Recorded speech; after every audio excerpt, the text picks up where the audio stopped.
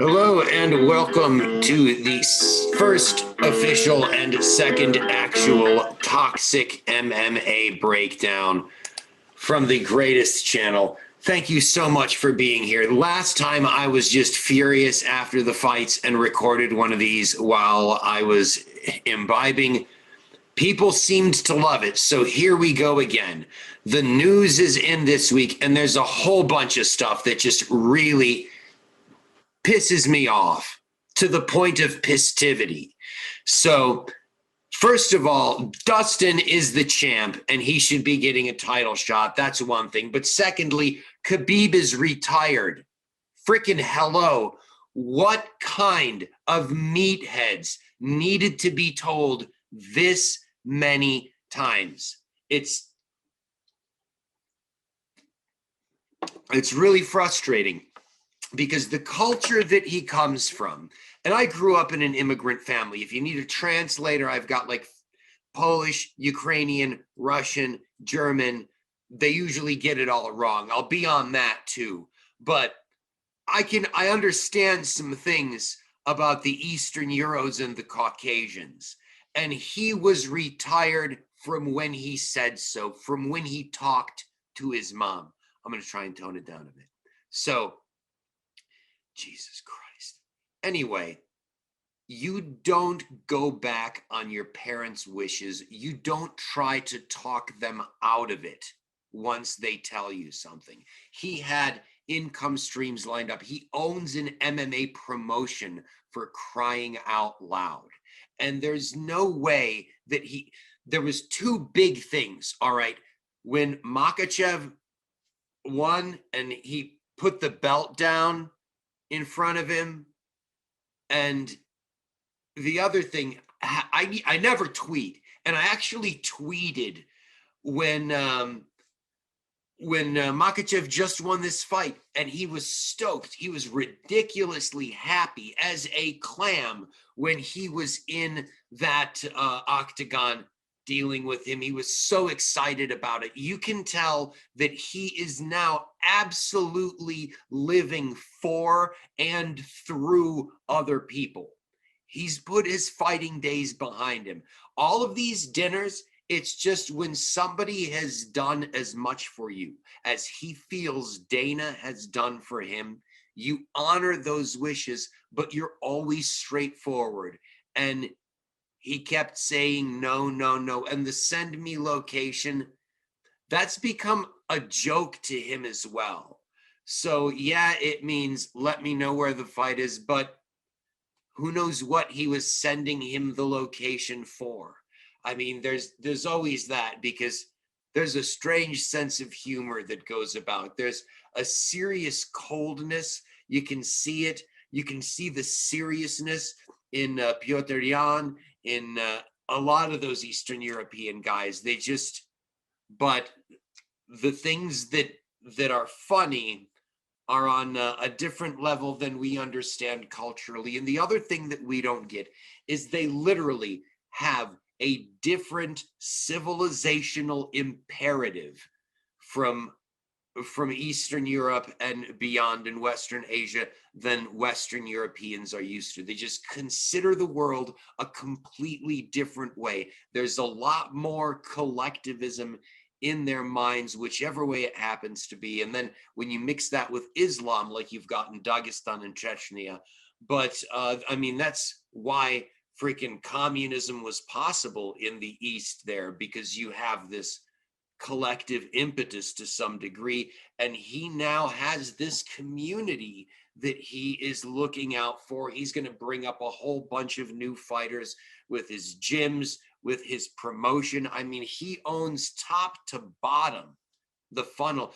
Does he need to fight to make money? Oh, what could the UFC, maybe they'll offer him that.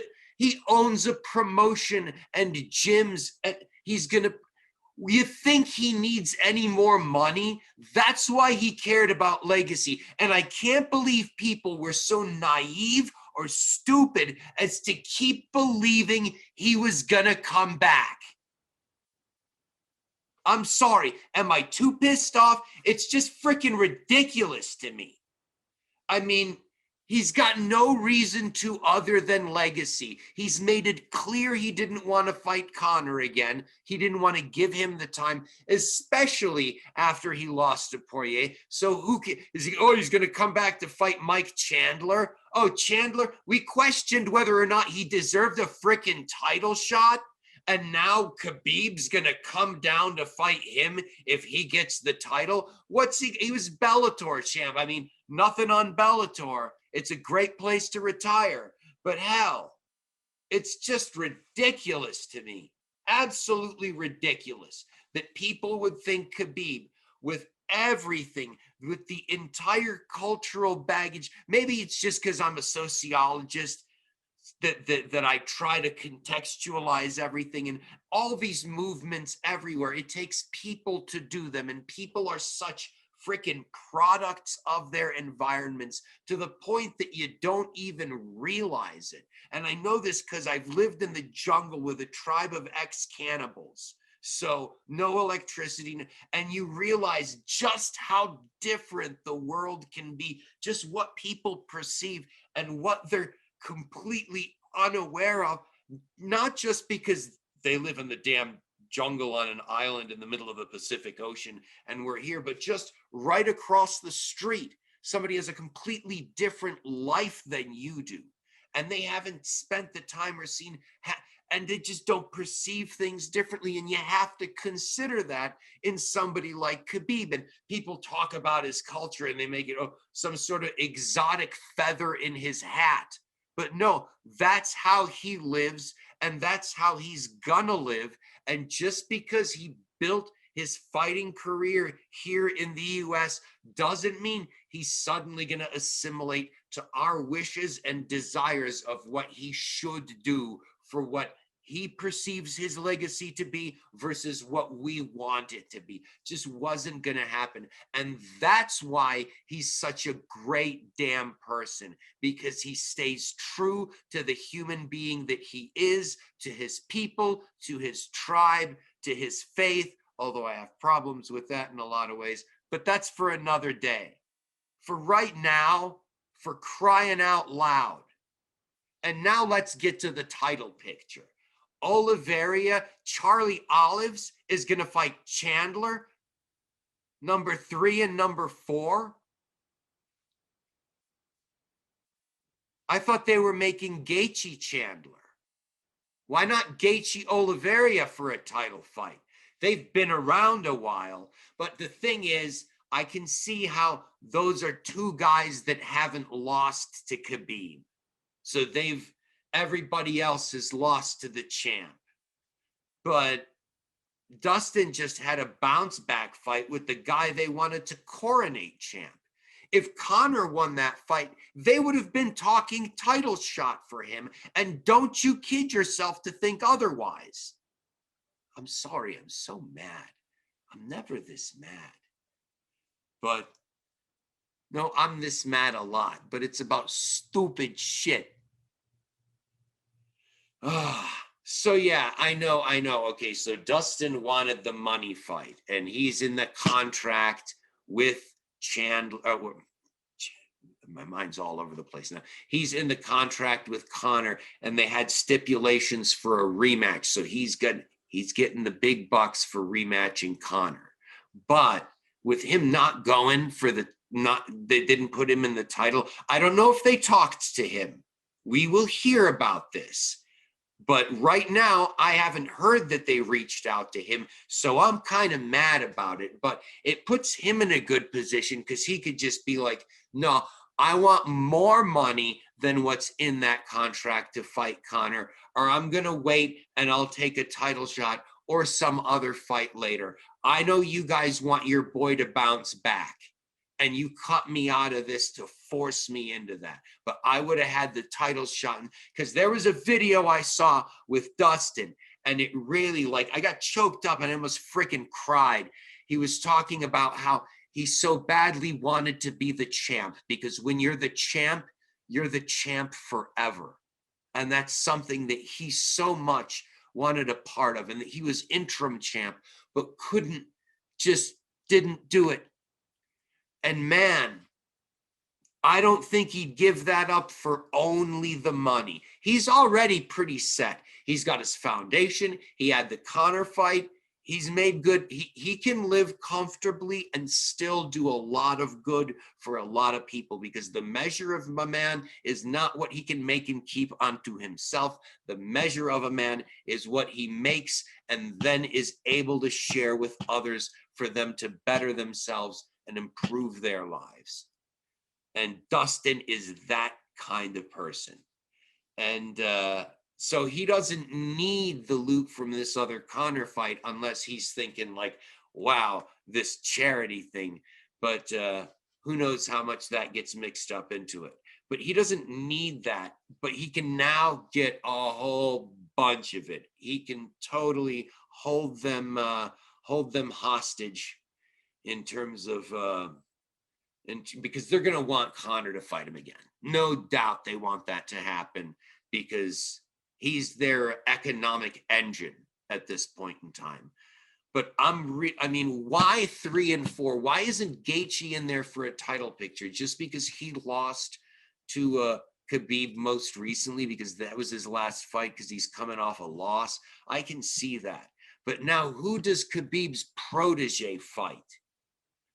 Does he go for Tony Ferguson, or does he go for Gaethje?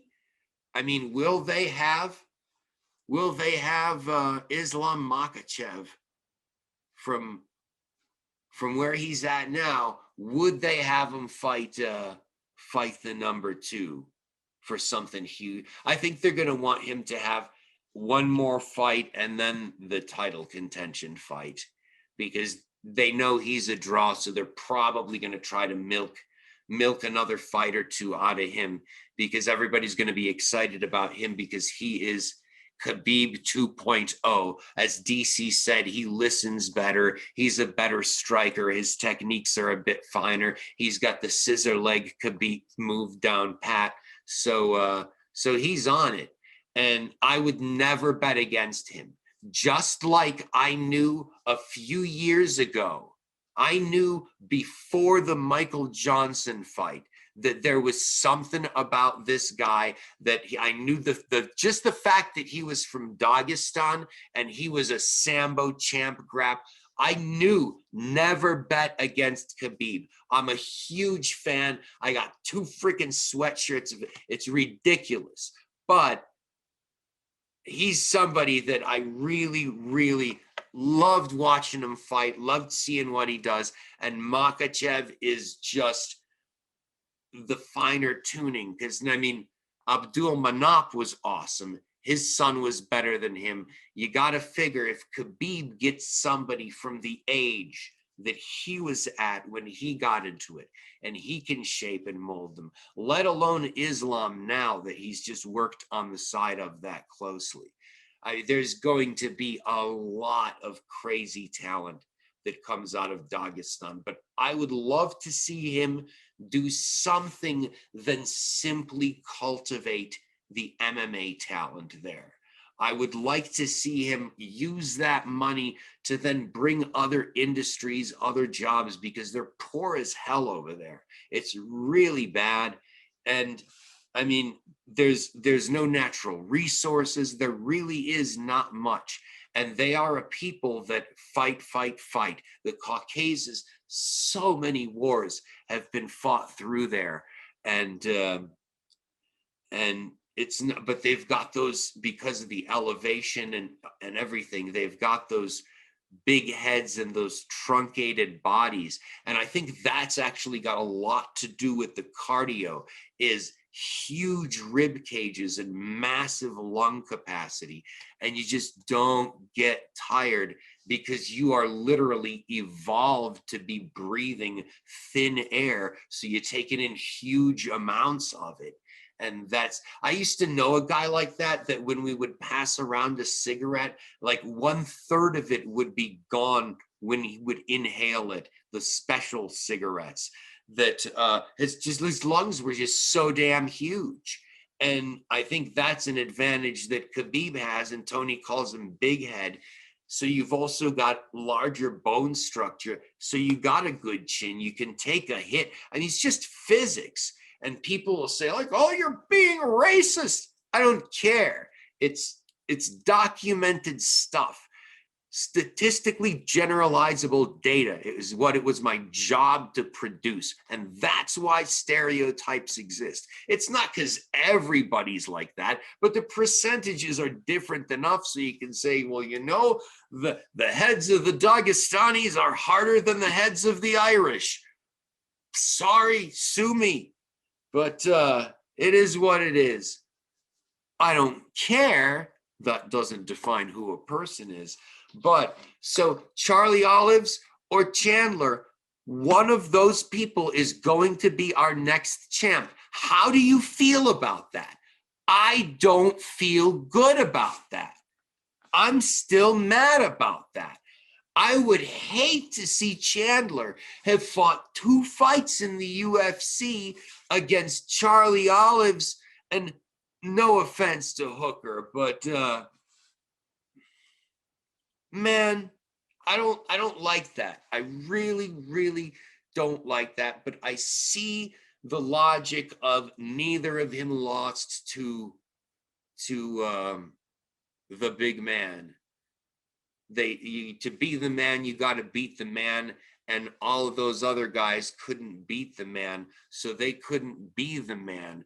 But if they took Khabib's retirement seriously when he said it, Dustin would be the champ. And Dustin's still the champ in my mind. And until Olives or Chandler beats Dustin, in my mind, they're not the champ. They're not the best fighter in that division until they can prove to me that they can beat Dustin Poirier. And that's where I'll finish this. I hope you enjoyed it. Thank you so much. Please join me again when I'm calm and back to my usual self.